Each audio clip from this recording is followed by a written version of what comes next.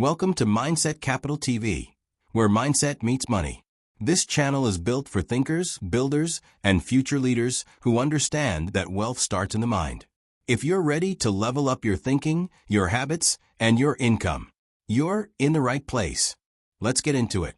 How to stop living paycheck to paycheck. Mindset first. A money and wealth thinking documentary. Why money never stays. You work. You get paid. For a moment, you feel relief. Then the money disappears. Bills, subscriptions, unexpected expenses, small indulgences that feel justified. And suddenly, you're back where you started. Waiting. Not because you don't earn enough. Not because you're irresponsible. Not because you're bad with money. But because no one ever taught you the psychology of cash flow. Living paycheck to paycheck is not a math problem. It's a thinking problem. Two people can earn the same income. One builds stability. The other stays trapped. The difference is not income. It's how money is seen, felt, and handled. This documentary is not about budgets. It's not about cutting coffee. It's not about hustle culture. It's about the invisible beliefs that decide whether money stays or quietly escapes.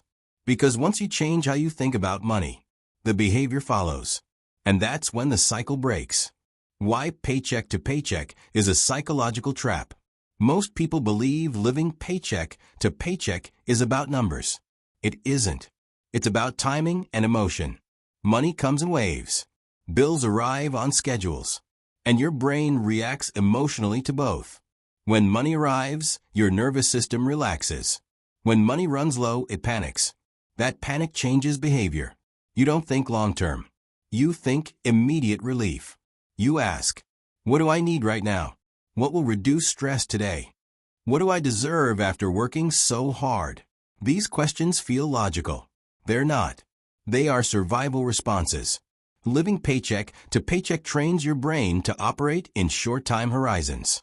And short horizons destroy wealth. Self-made individuals understand this early. Poverty is not just lack of money. It's lack of time perspective. When money feels scarce, the future shrinks.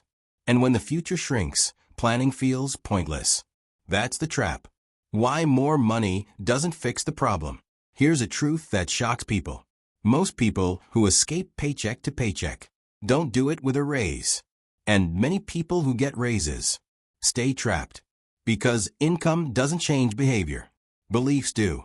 If your mind sees money as something to catch up with, something that disappears, something that never feels enough, then more money just increases the speed of the cycle. Higher bills, higher lifestyle, higher expectations, same stress, same waiting, same anxiety. This is why lifestyle inflation is so dangerous. Your environment expands faster than your discipline. Self-made individuals flip the sequence. They don't ask, how much can I spend? They ask, how much control do I need? Control first, comfort later. Because freedom is not about luxury. It's about margin. And margin starts in the mind. The scarcity loop that keeps money from staying. Scarcity is not just a lack of money. It's a pattern of thought. When money feels scarce, your brain becomes hyper-focused on the present. Not because you're irresponsible, but because survival demands immediacy. You start optimizing for relief, not stability. You think, I'll deal with this later. This one purchase won't matter. I need this now. And each of those thoughts feels reasonable in isolation. But together, they form a loop. Money comes in, tension releases. Spending increases, money disappears, tension returns. This loop is emotional, not logical. That's why spreadsheets don't break it. Self-made individuals interrupt the loop at a different point. Not at spending, at interpretation. They change what money means the moment it arrives. Instead of seeing income as permission, they see it as responsibility. Responsibility to future stability. Responsibility to margin. Responsibility to control. That shift sounds subtle. It isn't. It changes every downstream decision.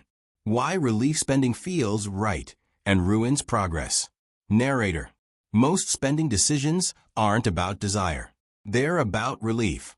After stress, your brain looks for release. Something small, something immediate, something justified. Food, entertainment, upgrades, convenience. This isn't weakness. It's chemistry. Stress raises cortisol. Spending releases dopamine. The brain learns the pattern quickly. And once it learns it, financial discipline feels like deprivation. Self-made individuals don't try to eliminate relief. They replace it. They build non-financial relief into their lives. Quiet routines, predictable structure, margin in schedules, space to think. Because when life itself becomes calmer, money stops being used as medication. This is why wealth building feels boring at first. It removes emotional spikes. It removes drama. It removes urgency. But it also removes panic.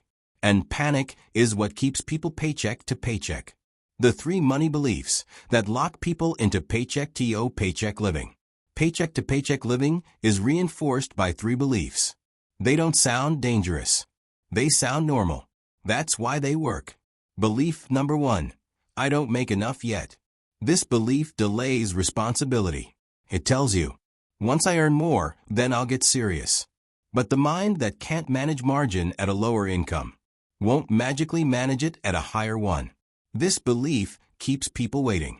Waiting for the future to fix habits the present refuses to face. Self-made individuals flip the belief. I must learn control before income increases. Because income amplifies behavior. If behavior leaks, income leaks faster. Belief number 2.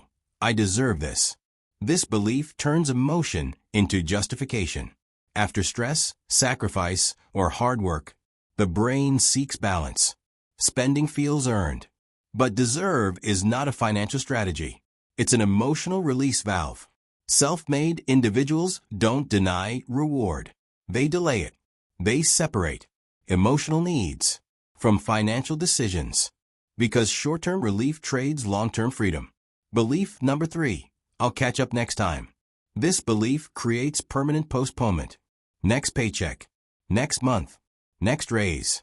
But later becomes a moving target. Self-made individuals don't rely on catching up. They build buffers.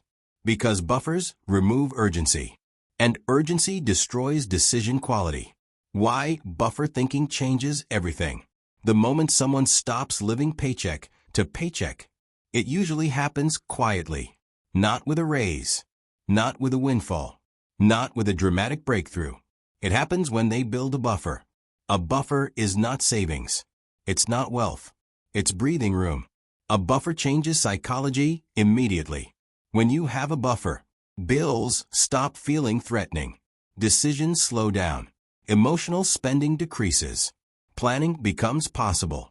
Without a buffer, every dollar is spoken for. And when every dollar is spoken for, stress controls behavior.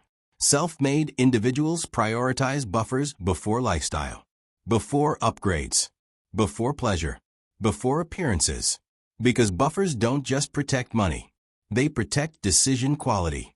The first mental shift that breaks the cycle before any numbers change. The cycle doesn't break when you earn more. It breaks when you stop asking, what can I afford right now? And start asking, what does this decision do to my future margin? This is the first real shift. Most people treat money like a balance, a number to be spent down. Self-made individuals treat money like positioning. Every dollar has a job. Create margin. Reduce future stress. Buy time. Increase control. When money arrives, they don't feel relief. They feel responsibility. Get spending instantly. Once you see money as future leverage, impulse loses its power. Why paycheck to paycheck people think money is binary. Scarcity thinking turns money into a binary system. You're either broke or okay. There's no middle, no buffer, no gradation, no flexibility. This creates dangerous thinking. If I can't save much, why save it all? If I can't pay everything, what's the point? I'll start when things improve. Self-made individuals reject binary thinking. They think in gradients. They don't aim to be rich. They aim to be less fragile. 5 days of buffer becomes 10. 10 becomes 30. 30 becomes breathing room. And with each increase, decision-making improves. This is why small buffers matter more than big plans. They shift psychology first. Results follow. Why deprivation thinking guarantees failure? Most people try to escape paycheck to paycheck living by tightening everything. No spending. No enjoyment. No flexibility. They turn money into punishment. And punishment never lasts. Deprivation creates pressure. Pressure builds resentment. Resentment looks for release. Eventually, the system breaks, not because the person is weak, but because humans don't sustain punishment. This is why extreme budgeting fails. It treats money as the enemy, something to be fought, something to be controlled aggressively. Self-made individuals take a different approach. They don't ask, "What can I cut?" They ask, "What can I stabilize?" Stability comes before restriction. They focus on predictable bills, fewer surprises, lower volatility, because when volatility drops, the need for emotional spending drops with it. Freedom doesn't come from saying no to everything. It comes from reducing chaos. The real reason budgets feel impossible. Most people think they hate budgets. They don't. They hate rigidity. Traditional budgets assume perfect discipline, no surprises, no emotion, no bad days. That's not how life works. When a budget breaks once, people abandon it completely. Not because budgeting is useless, but because the system was unrealistic. Self-made individuals don't budget to control behavior. They budget to protect margin. They build flexibility into the system. Categories that can move. Buffers for mistakes. Space for life to happen. A good system expects imperfection. Because imperfection is not failure. It's normal. When money systems allow for error, people actually stick to them. The identity of someone who never escapes paycheck to paycheck. Some people don't just live paycheck to paycheck. They become it. Not an income. In identity, they describe themselves as bad with money, not financially disciplined, someone who never gets ahead. These labels feel honest. They're not. They are stories repeated long enough to feel permanent. And once a story becomes identity, behavior aligns automatically. If you see yourself as someone who never gets ahead, saving feels temporary, buffers feel fragile, progress feels accidental. So the mind sabotages stability to stay consistent with the story. Self-made individuals break this pattern deliberately. They stop asking, "What kind of person am I?" and start asking, "What kind of system am I running?" Identity shifts when behavior repeats, not the other way around. You don't wait to feel financially stable to act stable. You act stable long enough until the identity catches up. How control replaces anxiety, and money stops feeling scary. Anxiety thrives in uncertainty.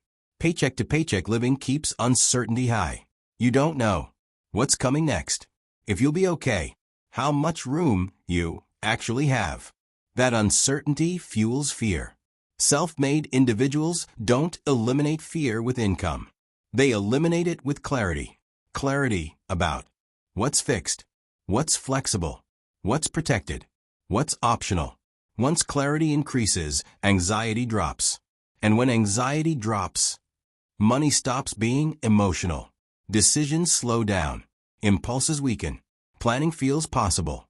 This is the moment the cycle truly breaks. Not when you earn more. Not when you save a lot. When money stops controlling your nervous system. The daily thinking pattern of people who never go back. People who escape paycheck to paycheck don't think about money more. They think about it differently. Their daily thinking follows a simple pattern. They ask fewer questions, but better ones. Instead of, "Can I afford this?" they ask, "Does this increase or reduce future pressure?" Instead of, "Will this make me happy?" they ask, Will this make my life calmer next month?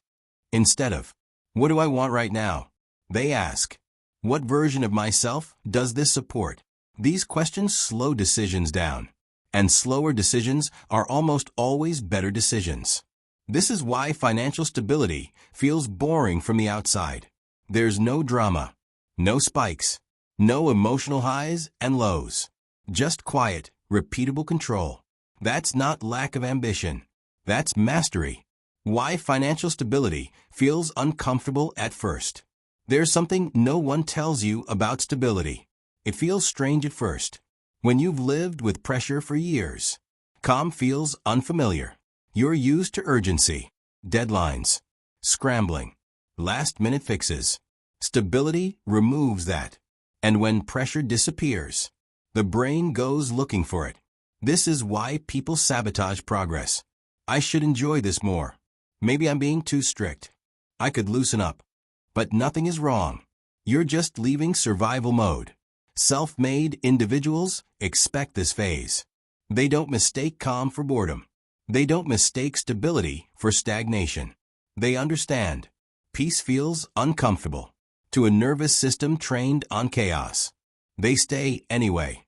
And, eventually, calm becomes the new normal. The one rule that keeps money from ever controlling you again. For narrator, slow, grounded.